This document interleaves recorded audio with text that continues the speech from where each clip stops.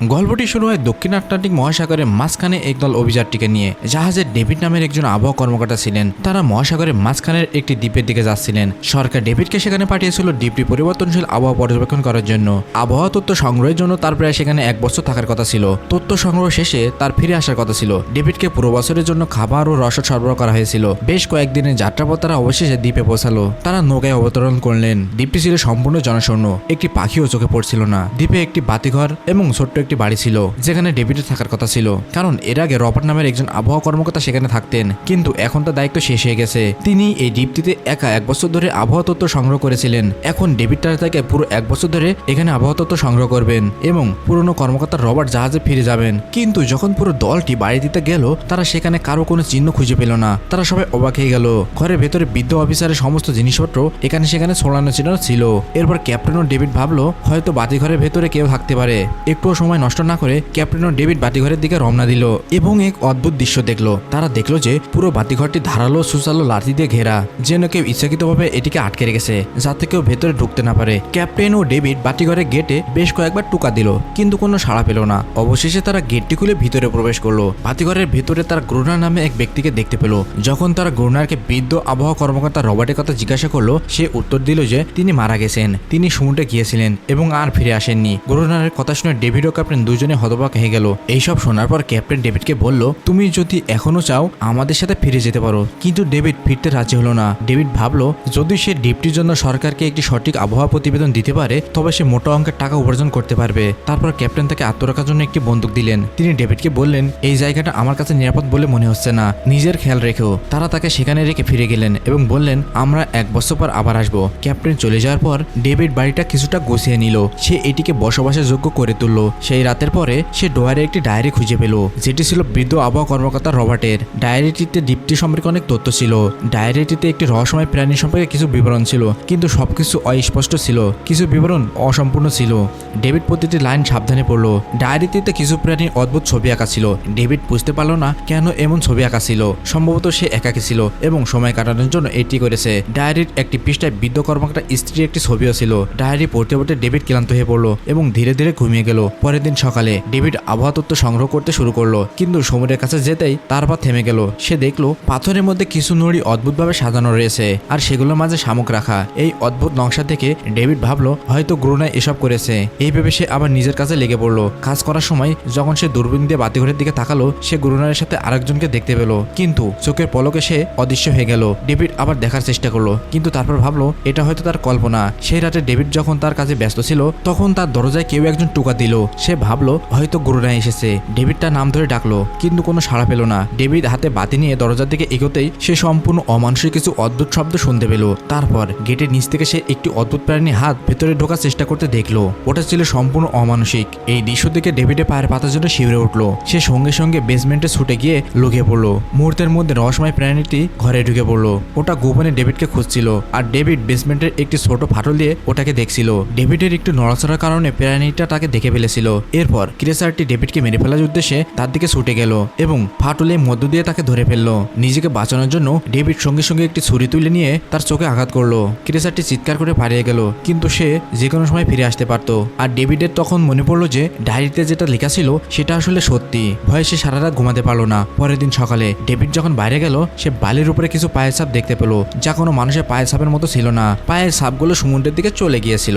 এখন ডেভিড বুঝতে পারলো কেন গ্রুনায় বাতিঘরের চারপাশে সুচালো লাঠি রেখেছিল। এখন ডেভিড বুঝতে পারলো যে এই বাড়িতে থাকলে ক্রেসার যে কোনো মুহূর্তে তাকে মেরে ফেলতে পারে। ভয়ে ডেভিড বাতিঘরের দিকে ছুটে গেল এবং গ্রুনাইকে চিৎকার করে ডাকতে লাগলো, গেটটা খোলো, আমি ভিতরে ঢুকতে চাই। কিন্তু গ্রুনাই তাকে ভিতরে ঢুকতে দিতে রাজি হলো না। এই বলে যে তোমার জাহাজের সাথে ফিরে যাওয়া উচিত ছিল।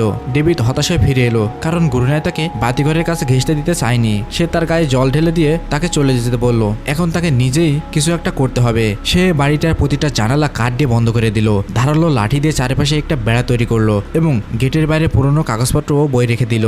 তারপর সে সেগুলোতে তেল ঢেলে দিল যাতে ক্রেসারটি ফিরে এলে আগুন দিয়ে তাকে ভয়ের দিকে তাড়িয়ে দিতে পারে। কিন্তু একটা জিনিস ডেভিড তখনও জানতো না এবং আজ রাতে সে জানতে চলেছিল। ভাগ্যক্রমে সে বাড়ির ভেতরে একটি পুরনো বক্স খুঁজে পেল। তার ভেতরে ছিল একটি বন্দুক এবং কয়েকটি গুলি। এটি তাকে বেঁচে থাকার জন্য সামান্য আশা জাগালো। সূর্য অস্ত্র যেতে শুরু করলো। ডেভিডের ভয় বাড়তে লাগলো এবং শীঘ্রই রাতের অন্ধকার তাকে গ্রাস করলো। ডেভিড বাড়ির এক কোণে বন্দুক হাতে চুপচাপ বসেছিল। তার বুক ধড়ফড় করছিল। হঠাৎ একটি অদ্ভুত শব্দ শোনা গেল এবং ডেভিড যখন জানালার বাইরে সমুদ্রের দিকে তাকালো তখন তার মনে হলো পায়ের তলায় মাটি যেন সরে যাচ্ছে।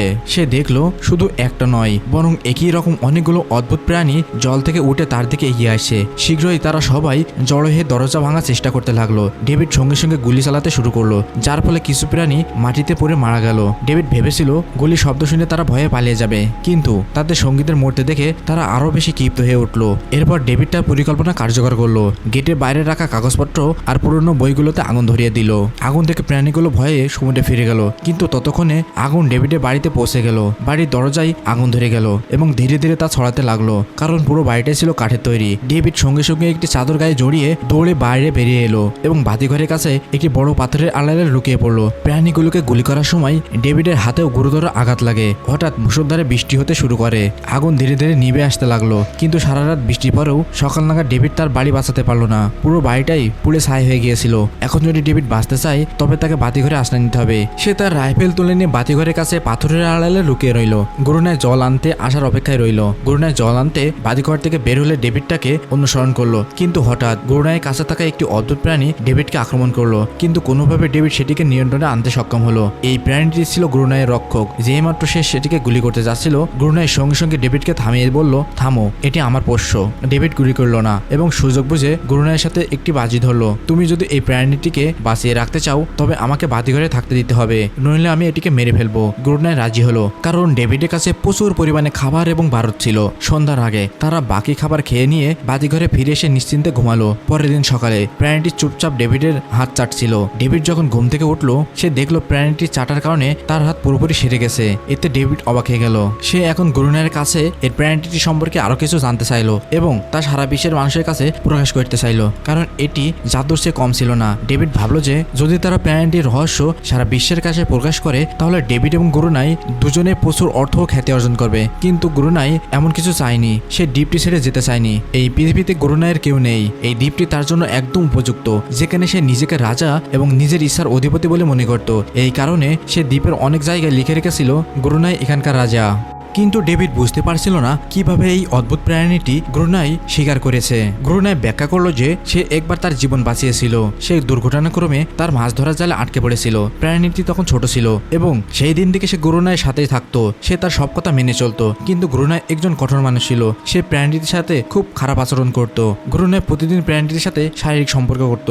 গুরুনাই ব্যাখ্যা করলো যে একবার প্রাণীটি তাকে আক্রমণ করেছিল এবং তার জবাবে গুরুনাই তাকে এতটাই কত শাস্তি দিয়েছিল যে প্রাণীটি তারপর থেকে তাকে আর কখনোই আক্রমণ করেনি এবং নিজেকে সে গুরুনায়ের দাস ভাবতে শুরু করে। এবং আপনারা সবাই নিশ্চয়ই বুঝতে পারছেন কেন ওই প্রাণীগুলো প্রতি রাতে সমুদ্র থেকে বেরিয়ে আসে। তারা সবাই গুরুনায়ের কাছ থেকে তাদের সঙ্গীকে উদ্ধার করে ফিরিয়ে নিয়ে যেতে আসে, কিন্তু গুরুনায় তা করতে দিত না। ওই প্রাণীগুলো দিনের আলোতে আক্রমণ করতে পারে না, কারণ সূর্যের আলো তাদের চামড়া পুড়িয়ে দেয়। ডেভিড এখন আর এখানে থাকতে চাইছিল না। সে যে কোনো উপায়ে দ্বীপ থেকে পালাতে চেয়েছিল। সন্ধ্যা ঘনিয়ে আসতেই গুরুনায় তাকে তার বন্দুক নিয়ে প্রস্তুত হতে বলল, কারণ ওই প্রাণীগুলো যে কোনো সময় আক্রমণ করতে পারে। সে বাতিঘরের আলো জ্বালিয়ে দিল। তারা প্রস্তুত ছিল এবং মুহূর্তের মধ্যেই সমুদ্র থেকে বিপুল সংখ্যক প্রাণী বেরিয়ে এলো। তারা বাতিঘরের দিকে এগিয়ে আসছিল। গুরুনায় তাদের দিকে গুলি চালাতে শুরু করলো, কিন্তু ডেভিড পুরোপুরি আতঙ্কিত হয়ে পড়েছিল। সে বাতিঘরের দিকে এগোতে শুরু করলো। গুরুনায় বারবার অনুরোধ সত্ত্বেও সে চুপচাপ এক কোণে বসে রইল এবং শীঘ্রই ডেভিড জ্ঞান হারালো। গুরুনায় সারা রাত একাই এই প্রাণীগুলোর সাথে লড়তে লাগলো। পরের দিন সকালে গুরুনায় রাগে ডেভিডের মুখে জল ঢেলে তাকে জাগিয়ে তুললো। বলল, যদি তুমি বাঁচতে চাও তবে তোমাকে এদের সাথে যুদ্ধ করতে হবে, এদেরকে হত্যা করতে হবে, অন্যথায় তোমাকে বাতিঘর থেকে বের করে দেওয়া হবে এবং আমার প্রতিটা আদেশ মানতে হবে। প্রতিদিন জল আনবে, বাতিঘরের সমস্ত ছোট বড় কাজ করবে এবং রাতে আমার সাথে প্রহরীর দায়িত্ব পালন করবে। এখন ডেভিডের আর কোনো উপায় ছিল না। এই কারণেই এটা তার জন্য বাধ্যতামূলক হয়ে গেল। ডেভিড এখন গুরুনায়ের প্রতিটা আদেশ মানতে শুরু করলো, কিন্তু একটা জিনিস তার একেবারে ভালো লাগতো না। প্রতিদিন নানাভাবে স্ত্রী প্রাণীটিকে নির্যাতন করত। রাত নেমে আসে, তারা দুজনেই আবার পাহারার জন্য প্রস্তুত হয় এবং আবারও ক্রিয়াসারগুলো সমুদ্র থেকে উঠে আসে। কিন্তু আজ ডেভিড ভয় পায়নি। সে ক্রিয়াসারের দিকে গুলি চালাতে শুরু করলো, কিন্তু আজ গুরুনায় কিছুই করছিল না। ডেভিডকে বাইরে রেখে সে বাতিঘরে গেট বন্ধ করে দিল এবং ভেতরে চুপচাপ বসে রইল, যাতে ডেভিড এই প্রাণীগুলোর সাথে কিভাবে লড়াই করে সেটা দেখতে পারে। রাত কেটে গেল এবং সকাল হলো। সকালে গুরুনায় দেখলো ডেভিড বাতিঘরে গেটের বাইরে বসে আছে, রক্তে মাখামাখি। এখন সে এই প্রাণীগুলোর সাথে কিভাবে লড়াই করতে হয় সেটা শিখে গেছে। এভাবেই সময় কেটে যায়। রাতগুলো এই প্রাণীগুলোর সাথে লড়াই করে আর সারাদিন বাতিঘরের দায়িত্ব সামলে। দ্বীপটি তার জন্য একটি বদ্ধ বাড়ির মতো হয়ে গিয়েছিল। সে ক্রমাগত ভাবতো কখন সে এই জায়গা ছেড়ে স্বাধীনতার নিঃশ্বাস ফেলবে। সময়ের সাথে সাথে ডেভিডের একটি অদ্ভুত বন্ধুত্ব গড়ে উঠলো স্ত্রী প্রাণীটির সাথে। ডেভিড তার জন্য খারাপ অনুভব করতে শুরু করলো। এখন সে বুঝতে পারলো একা থাকা, নিজের লোকদের ছেড়ে যাওয়া একটা দুঃস্বপ্ন, বেঁচে থাকা খুবই কঠিন। হয়তো এই প্রাণীটাও একই রকম অনুভব করছিল। ডেভিড এমনকি ওই প্রাণীটার একটি নামও দিল, অ্যানারিয়াস। এভাবে দিন কাটতে লাগলো এবং তারপর একদিন সে লক্ষ্য করলো যে এই প্রাণীগুলো আক্রমণ ধীরে ধীরে কমে আসছে। ডেভিড ভাবলো হয়তো শীতকালে ওরা অন্য কোথাও চলে গেছে, অথবা হয়তো ওরা বুঝতে পেরেছে যে ওদের সাথে লড়াই করে কোনোভাবে লাভ হবে না। কিন্তু গ্রোনায় তাকে বলল যে ব্যাপারটা মোটেও তেমন নয়, ওরা আবার আক্রমণ করবে, এখন ওরা সংখ্যায় বাড়াচ্ছে। এভাবে আরো কয়েকটা দিন কেটে গেল। একদিন রাতের খাবারের পর গ্রোনায় আর ডেভিড সময় কাটানোর জন্য দাবা খেলতে শুরু করলো। কিন্তু সেখানে গ্রোনায় একটি বড় ভুল করলো। ওরা খেলায় এতটাই মগ্ন হয়ে গেল যে বাতিঘরে আলো জ্বালাতে ভুলে গেল।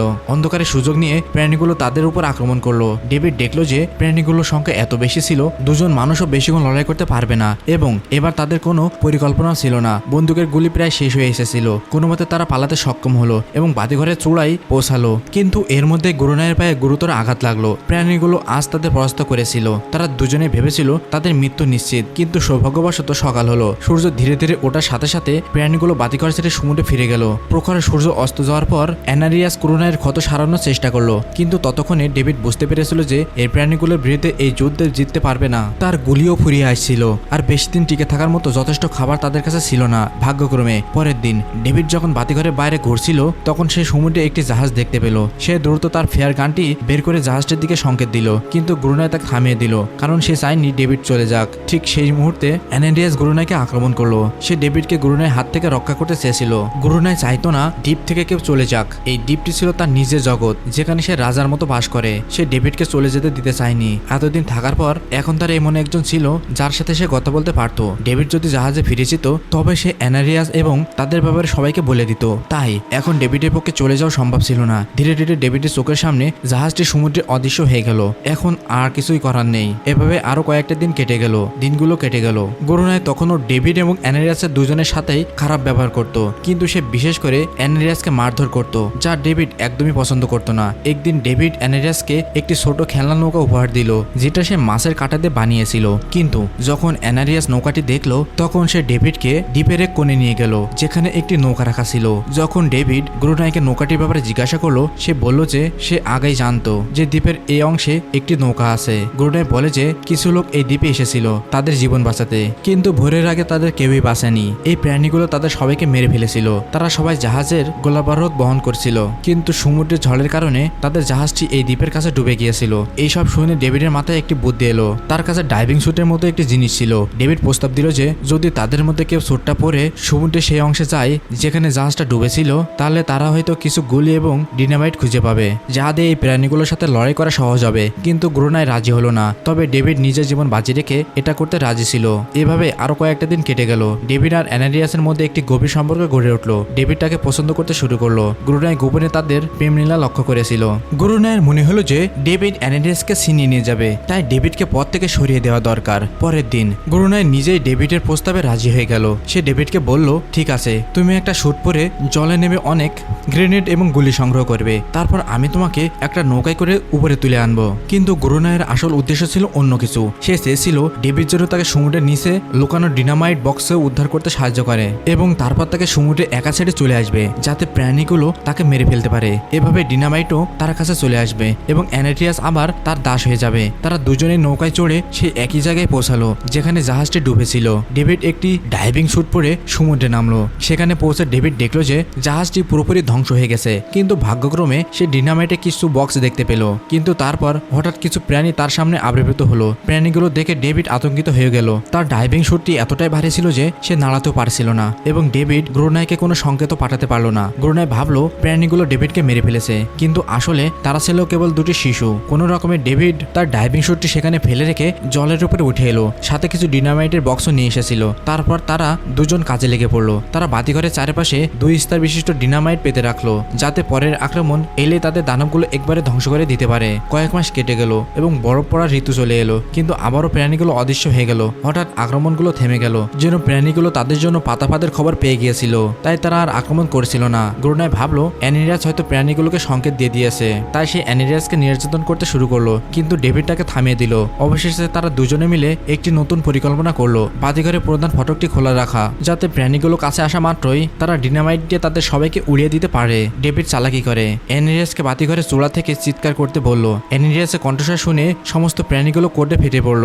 প্রাণীগুলো যখন দেখলো বাতিঘরের প্রধান ফটক খোলা, তারা ভাবলো এটা এনিরিয়াসকে মুক্ত করার একটি ভালো সুযোগ, কিন্তু আসলে এটা ছিল একটা কৌশল। কিছুক্ষণের মধ্যে প্রাণীরা সমুদ্র থেকে বেরিয়ে আসতে শুরু করলো। তারা সোজা প্রধান ফটকের দিকে এগোতে লাগলো এবং ভেতরে ঢোকা মাত্রই ডেভিডকে আক্রমণ করলো। যেই মাত্র প্রাণীগুলো সব বাতিঘরে পৌঁছালো, গ্রোনায় ডিনামাইটের লিভার চাপলো, কিন্তু বিস্ফোরণ ঘটলো না। আসলে ডেভিড সংযোগটি বিচ্ছিন্ন করে দিয়েছিল এবং গ্রোনাই সেটা আবার সংযোগ করতে ভুলে গিয়েছিল। ডেভিড সঙ্গে সঙ্গে দৌড়ে উপরে গেল এবং ডিনামাইটে তার সংযোগ করতে শুরু করলো। ততক্ষণে প্রাণীরা বাতিঘরের উপরে ওঠার চেষ্টা করছিল, যাদের কেবল গ্রোনায় থামাতে পারে। সংযোগ সম্পূর্ণ হওয়া মাত্রই ডেভিড প্রথম স্তরটি উড়িয়ে দিল। তবে অনেক দানব তখনও বাতিঘরে আক্রমণ করার জন্য প্রস্তুত ছিল। ফলস্বরূপ গ্রোনায় দ্বিতীয় স্তরটি বিস্ফোরণ ঘটায়। শক্তিশালী বিস্ফোরণে দুজনেই অজ্ঞান হয়ে যায়। পরের দিন সকালে যখন তাদের জ্ঞান ফেরে, তারা আবিষ্কার করে যে এনারিয়াস চলে গেছে। বিস্ফোরণ স্থলের চারপাশে মৃত প্রাণীরা পড়েছিল। গ্রোনায় এখনো আহত অবস্থায় বেঁচে থাকা সবাইকে হত্যা করছিল।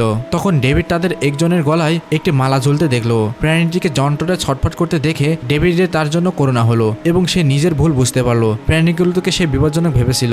তারা আসলে মানুষের মতোই ছিল, তারা শুধু কথা বলতে পারতো না। কিন্তু গ্রোনার কাছে এই সবকিছু ছিল অর্থহীন। সেই দিনের পর প্রাণীগুলো আর কখনোই আক্রমণ করেনি, কিন্তু প্রতিদিন সমুদ্র থেকে কান্নার শব্দ ভেসে আসতো। ডেভিডের তখনও কোনো ধারণা ছিল না সে কি পরিমাণ ক্ষতি করেছে, কত পরিবারকে ছিন্ন ভিন্ন করেছে, কত শিশু তাদের প্রিয়জনকে হারিয়েছে শুধুমাত্র একটি ভুল বোঝাবুঝির কারণে। পরের দিন ডেভিড সমুদ্রের প্রাণীগুলো কিছু ছোট ছোট শিশু দেখতে পেল, যারা তাদের পরিবার হারিয়েছিল। ডেভিড পাথর দিয়ে একটি বৃত্ত তৈরি করলো এবং তাদের মাঝখানে ছোট্ট খেলনা নৌকাটি রাখলো, যাতে অ্যানেরিয়াস তার দেখে ফিরে আসে। ডেভিড কয়েক ঘন্টা অপেক্ষা করলো, কিন্তু অ্যানেরিয়াস আর ফিরলো না। সকালে ঘুম থেকে উঠে ডেভিড দেখলো গ্রোনায় ঘুমিয়ে আছে। গ্রোনায়ের সাথে কিছু পুরনো জিনিসপত্র ছিল, সেগুলোর মধ্যে একটি পুরনো ছবি ছিল এবং ছবিটি দেখা মাত্রই ডেভিড অবাক হয়ে গেল।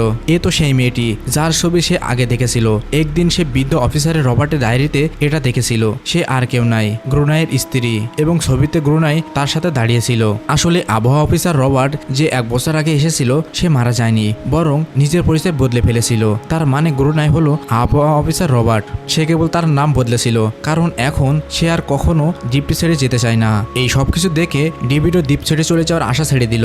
পরের দিন সন্ধ্যায় ডেভিড যখন সৈকতে গেল, সে দেখলো যে বৃত্তর ভেতরে ছোট নৌকাটি আর সেখানে নেই, কিন্তু ঠিক সেই জায়গায় সে একটি ছোট প্রাণীর ছোট শিশুকে নৌকাটি ধরে থাকতে দেখলো। ডেভিড তার হাতে জ্বলন্ত লাঠিটি বৃত্তের কেন্দ্রে ছুড়ে দিল, এটা বোঝাতে যে সে লড়াই করতে চায় না এবং কারো ভয় পাওয়া উচিত নয়। সে তাদের সাথে বন্ধুত্ব করতে চেয়েছিল। কিছুক্ষণ পরেই ঢেউয়ের মধ্যে থেকে অ্যানেরিয়াস উঠে আসে। তার পিছনে পিছনে প্রাণীগুলো পুরো দলটি আসে, কিন্তু এবার কেউ কাউকে আক্রমণ করে না, কারণ তারা এখনো শান্তি চায়। তাদের একমাত্র উদ্দেশ্য ছিল তাদের সন্তানকে তাদের কাছে নিয়ে যাওয়া। কিন্তু তারপর গ্রোনাই এসে হাজির হলো, হাতে বন্দুক ছিল। গ্রোনাই ভাবলো শান্তি প্রতিষ্ঠিত হলে সে কিভাবে নিজেকে শ্রেষ্ঠ মনে করবে। ডেভিড বোঝানোর চেষ্টা করলো যে এই প্রাণীরা যুদ্ধ করতে চায় না, তারা শান্তি চায়। কিন্তু গ্রোনাই শুনলো না। সে অ্যানেরিয়াসের উপর চিৎকার করে তাকে ভেতরে যেতে বলল, কিন্তু এই প্রথমবার অ্যানেরিয়াস তার কথা শোনেনি, কারণ সে তাকে আর ভয় পায় না। এটা দেখে গ্রোনাই ভাবলো যে এই দ্বীপের উপর তার আর কোনো কৃতিত্ব নেই। গ্রোনাই ভেতরে ভেতরে দুর্বল বোধ করতে শুরু করলো, কারণ কেউই আর তার আদেশ মানছে না। ক্ষিপ্ত হয়ে সে বাতিঘরের দিকে রওনা দিল। ডেভিড ভাবলো হয়তো গ্রোনাই এবার বুঝতে পেরেছে যে প্রত্যেকটা প্রাণী স্বাধীনতা চায়, কেউই কারো দাস হতে চায় না। কিন্তু রাজত্বের ভূতটা গ্রোনাইয়ের মাথা থেকে কিছুতে যাচ্ছিল না। বাতিঘরে পৌঁছানো মাত্রই সে তার সংকেত বন্দুক থেকে একটি ফ্লেয়ার ছুড়লো, যা একটি ক্রেসার শিশুকে আঘাত করলো। শিশুটি সঙ্গে সঙ্গে মারা গেল। ভয়ে সব ক্রেসার পালিয়ে গেল, এমনকি অ্যানেরিয়াসও ডেভিডের উপর থেকে সমস্ত বিশ্বাস হারিয়ে ফেললো। ক্রোধে উন্মত্ত হয়ে ডেভিড গ্রোনাইকে শিক্ষা দিতে সঙ্গে সঙ্গে বাতিঘরের দিকে ছুটে এলো। ডেভিড তার সাথে লড়াই করতে শুরু করলো। তুমি এসব কেন করলে? এই মানুষগুলো তো শুধুমাত্র শান্তি চেয়েছিল। কিন্তু গ্রোনাই এতটাই হিংস্র হয়ে উঠেছিল যে সে ডেভিডকে হত্যা করতে সিদ্ধান্ত নিল। হাতে থাকা লোহার রড দিয়ে ডেভিডকে আঘাত করতে গেল। ঠিক সেই মুহূর্তে ডেভিড তাকে তার আসল নাম ধরে ডাকলো, থামো রবার্ট, তুমি খুনি নাও। একথা শুনে গ্রোনাই সঙ্গে সঙ্গে থেমে গেল। আসলে রবার্ট কখনোই সেরকম মানুষ ছিল না। দ্বীপে আসার পর একা থাকার কারণে তার মানসিক স্বাস্থ্যের অবনতি ঘটেছে। একাকিত্ব, তার স্ত্রীর মৃত্যু এবং গভীর বিষণ্ণতা, এই সবকিছুই তাকে এমনটা করে তুলেছিল। সে আসলে কোনো হত্যাকারী নয়, সে একজন ভালো মানুষ ছিল। গ্রোনাই বুঝতে পারলো যে এই প্রাণীগুলো কখনোই যুদ্ধ করতে চায়নি, তারা শুধু শান্তি চেয়েছিল। গ্রোনাই নিজেকে শক্তিশালী দেখানোর জন্য তাদেরকে হত্যা করেছিল এবং এখন গ্রোনাই তার ভুল বুঝতে পেরেছে। তাই সেই প্রাণীগুলোর কাছে আত্মসমর্পণ করলো এবং মুহূর্তের মধ্যেই তারা তাকে হত্যা করলো। ডেভিড বাতিঘরের ভেতরে নিজেকে আটকে রাখলো। সময় কেটে গেল এবং 1 বছর পর একজন সরকারি কর্মকর্তা দ্বীপে এসে পৌঁছালেন। দ্বীপের আবহাওয়া পর্যবেক্ষণের দায়িত্বে একজন নতুন আবহাওয়া কর্মকর্তাকে নিয়োগ দেওয়া হয়েছিল। ক্যাপ্টেন যখন ডেভিডকে আগের কর্মকর্তার ব্যাপারে জিজ্ঞাসা করলেন, ডেভিড একই কথা বলল। তিনি জলে গিয়েছিলেন কিন্তু আর ফিরে আসেনি এবং আবহাওয়া কর্মকর্তারাও সেটা বিশ্বাস করেছিল। ডেভিড চুপচাপ বারান্দায় গিয়ে কিছু না বলে সেখানে দাঁড়িয়ে রইল, কারণ গ্রুনাইয়ের মতো সে আর দ্বীপ ছেড়ে যেতে চায়নি। এদিকে অ্যানেরিয়াস তার পরিবার নিয়ে সুখে ছিল। এখন সে গ্রুনাইয়ের মতো কোনো মানুষকে ভয় পেত না। এখন তারা দ্বীপে এবং সমুদ্রে উভয় স্থানে স্বাধীনভাবে বাস করত। আর এখানে গল্পটি শেষ হয়। তো বন্ধুরা, গল্প যদি ভালো লাগে তাহলে অবশ্যই আমাদের চ্যানেলটি সাবস্ক্রাইব করে দিবে, ভিডিওতে লাইক করবে আর অবশ্যই বন্ধুর কাছে শেয়ার করবে।